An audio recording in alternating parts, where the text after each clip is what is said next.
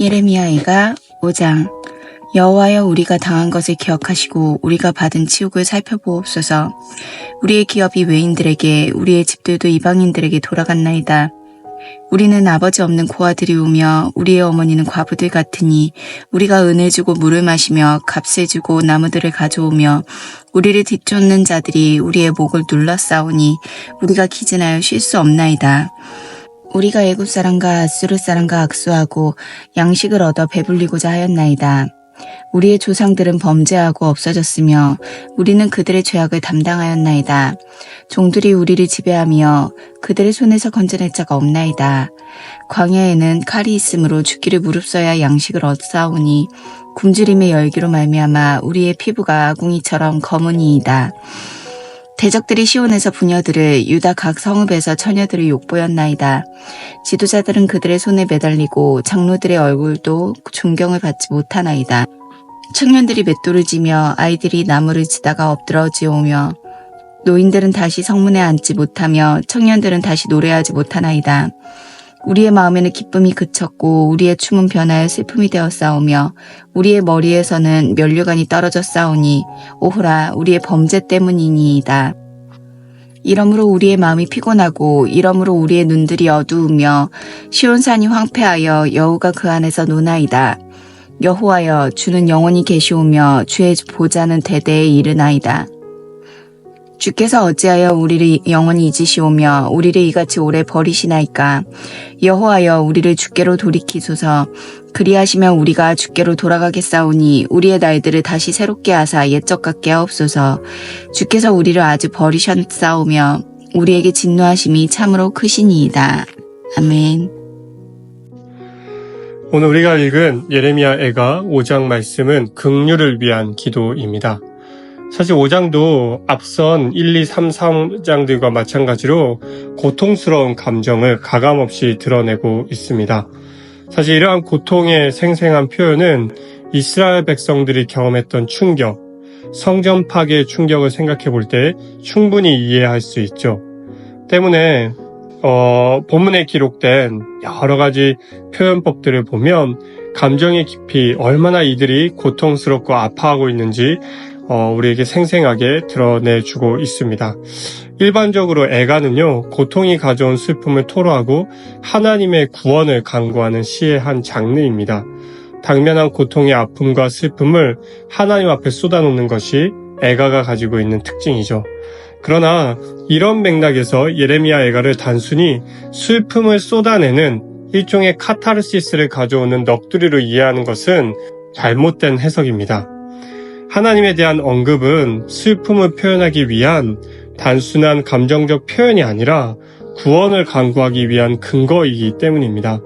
때문에 5장 전체가 애가에 걸맞게 하나님께 대한 기도의 형태와 내용을 가지고 있음을 우리는 주목해야 하며, 사실 예레미야 애가 5장의 이 기도는 이 간구는 기도의 문맥에서 우리가 이해해야 함을 알 수 있습니다. 그래서 오늘 우리가 읽은 본문 19절에서 21절에 보면 이스라엘 백성을 향한, 그리고 하나님을 향한 예레미야 선지자의 탄식과 기도가 포함되어 있는 것이죠.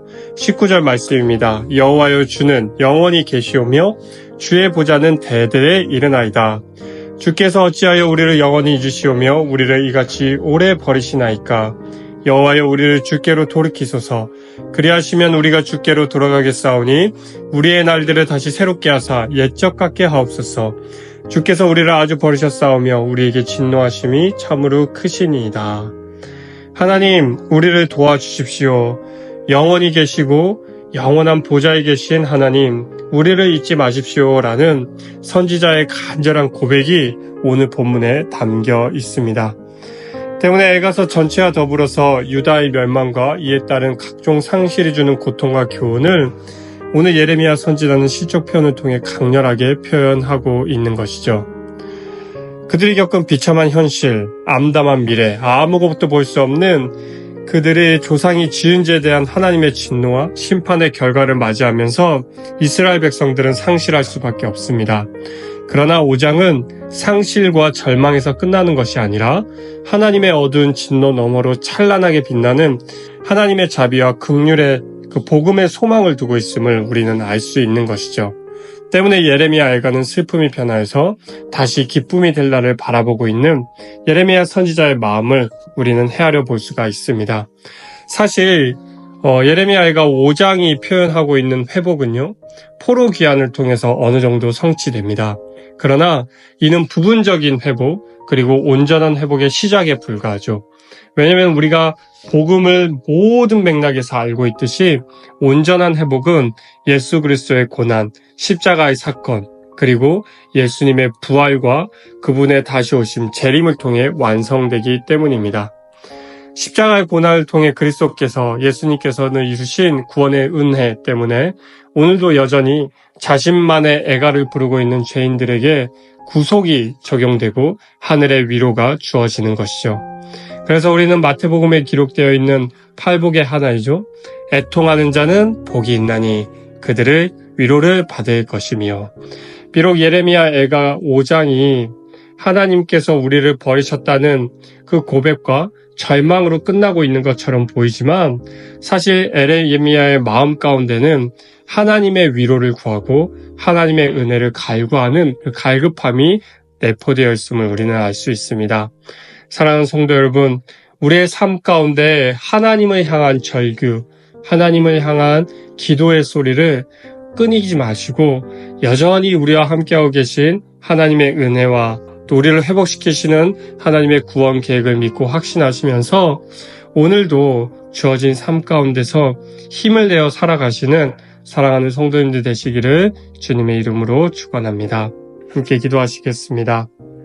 하나님, 민족의 패망과 붕괴를 바라보며 안타까워했던 예레미야 애가 예레미야 선지자의 마음을 통하여서 우리의 삶을 돌아보게 하시고 우리가 삶 가운데서 어떠한 자세로 살아가야 할지에 대해 다시 한번 깨닫게 해주셔서 감사드립니다. 하나님, 우리를 향한 구원의 계획이 여전히 진행되고 있음을 믿고 확신하며 절망과 또 슬픔에 빠져있는 패배자의 신앙이 아니라 하나님 나라에 대한 소망을 가지고 오늘 하루 주어진 삶을 최선을 다해 살아가는 우리의 모습이 되어질 수 있도록 하나님 도와주십시오. 그렇게 이끄실 하나님의 일하심을 기대하며 거룩하고 존귀하신 예수님의 이름으로 기도합니다. 아멘.